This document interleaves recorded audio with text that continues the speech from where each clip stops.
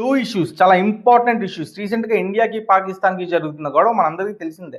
అయితే మోడీ దెబ్బకు ఉచ్చ పోసుకున్న పాకిస్తాన్ పిఎం, పాకిస్తాన్ని లేపేసిన ఇండియన్ ఆర్మీ అని చెప్పి పిచ్చ పిచ్చ థంబ్నెయిల్స్ పెడుతూ ఆర్మీ మూమెంట్స్ని, సెన్సిటివ్ మ్యాటర్స్ని టెలికాస్ట్ చేస్తున్నారు మీడియా హౌసెస్.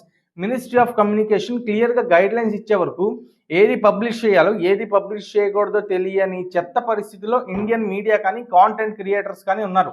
డబ్బు కోసం విపరీతంగా దిగజారిపోతున్నారు. అండ్ రెండో పాయింట్ ఏంటంటే, ఇండియన్ గవర్నమెంట్ ప్రకారం హైదరాబాద్లో అఫీషియల్గా 200 మంది ఇల్లీగల్ పాకిస్తానీస్ ఉన్నారు. అండ్ 1000 మంది దొరికారు. అన్అఫీషియల్గా 18,000 పైన మంది ఉంటారు. అండ్ ఢిల్లీలో అఫీషియల్గా 5,000 మంది ఇల్లీగల్ పాకిస్తానీస్ ఉన్నారు. అంటే కంట్రీ మొత్తం ఒక 5 నుంచి 10 లక్షల మంది ఉంటారా? అంటే ఇక్కడే 10 లక్షల మంది టెర్రరిస్టులు ఉన్నారు. అంటే ఇక్కడ పాయింట్ ఏంటంటే, వీళ్ళందరూ ఇంత పెరిగే వరకు ఇండియన్ గవర్నమెంట్ పెద్దగాడికి పళ్ళు తవ్వుతుందా? లోకల్ పోలీస్ నుంచి ఎన్ఐఏ, రా ఇవన్నీ ఏం